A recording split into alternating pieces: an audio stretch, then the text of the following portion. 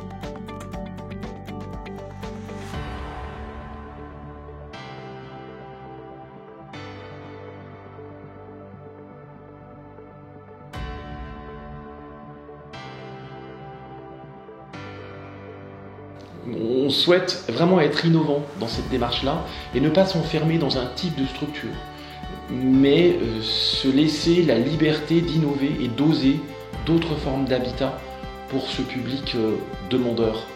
Je suis Karine Vernet, coordonnatrice de service du foyer d'hébergement à mi-temps et coordonnatrice de parcours au PCPE Passerelle en distance. Ma mission première est de garantir la mise en place et le bon fonctionnement du projet de service en lien avec la direction et l'équipe éducative. En intégrant une résidence de droit commun, nous avons dû transformer nos pratiques. Progressivement, on est allé chercher les ressources sur le territoire et non plus dans l'institution. L'expérimentation est primordiale et permet ensuite de faire des choix éclairés. Par exemple, au PCPE Passerelle en distance, un jeune homme, Thomas, expérimente la vie en appartement autonome. Bonjour, je m'appelle Thomas, j'ai 22 ans. J'ai voulu vivre en appart seul. Je suis accompagné par la passerelle et voilà.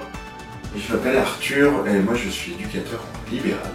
J'ai été contacté par la passerelle pour accompagner Thomas sur des temps où c'était un peu plus difficile pour Karine d'assurer le suivi seul. Mais pourquoi tu as besoin de cela ? Pour contrer la solitude et comme ça je suis pas tout seul. C'est la plus grande difficulté que tu as à vivre en appartement ? Ouais. La solitude ? Ouais. C'est bien parce que comme ça j'ai mon autonomie et c'est pas bien pour la solitude. Mais après là ça va, je gère bien. Moi je trouve que tu es un chouette gars, que tu vis des choses qui sont pas toujours faciles à gérer et je te dis bravo parce que tu fais beaucoup de choses tout seul, Thomas. Tu as de la chance d'avoir tes parents qui t'aident, tes grands-parents, la passerelle avec l'IRSAM, un éduc libéral, mais c'est d'abord toi qui arrives à tout faire tout ça tout seul. Et même si tu dois aller dans un foyer et que c'était pas ce que tu voulais à la base, on pourra essayer d'autres choses. Il y a effectivement une colocation avec d'autres jeunes comme toi. Mais quoi qu'il arrive, dans ton futur, là ce que tu as essayé depuis 2 ans, tu peux être fier de toi. Bravo. Ouais, c'est pas rien. Tu conseillerais à d'autres jeunes comme toi de le faire ? Tu commences à être vieux maintenant. Oui. Oui, je le conseillerais. Tu conseillerais ? Oui. Alors, je m'appelle Nathan Simil, je suis coordonnateur de parcours au PCPE La Passerelle en distance depuis septembre 2022. Mes missions principales, du coup, c'est dans l'accompagnement de personnes en situation de handicap majeur à partir de 18 ans. L'habitat inclusif est un élément, je pense, fondamental et moteur de notre service, puisque nous, on intervient vraiment dans le cadre du coup des ruptures de parcours et aussi où on essaye au maximum de pouvoir aider les personnes à s'insérer dans le milieu ordinaire. C'est vraiment un peu l'élément fondateur, la voie royale pour ces personnes-là, pour pouvoir entre guillemets se réinsérer dans la société et de couper court un peu aux solutions un peu traditionnelles ou classiques qu'on peut avoir derrière l'institutionnel. On les accompagne vraiment de bout en bout dans leur démarche. Alors c'est pas évident tous les jours parce qu'effectivement dans le secteur lyonnais c'est assez bouché, on va pas se mentir, mais du coup c'est vrai qu'on essaye au maximum de développer des partenariats. Moi j'accompagne notamment une jeune TSA qui a cette demande de pouvoir avoir son propre logement et donc là on fait toutes les démarches possibles pour qu'elle puisse vraiment avoir son logement ordinaire dans Lyon et voilà. Il faut permettre aux professionnels de changer de posture et de se dire je vais oser autre chose pour la personne que j'accompagne, je vais prendre le risque de me dire il est capable de sortir de l'institution. Il est capable de vivre seul en appartement. Nous insistons vraiment avec les personnes que nous accompagnons sur le fait que c'est un parcours de vie. Et la personne a le droit, à un moment de sa vie, de dire voilà, là je fais le choix d'aller vivre seul en appartement, mais peut-être qu'un jour je veux revenir en institution. C'est offrir une opportunité à certaines personnes porteuses de handicap, et qui est magnifique finalement de leur dire vous allez vivre comme tout à chacun. On peut rêver de mieux quoi.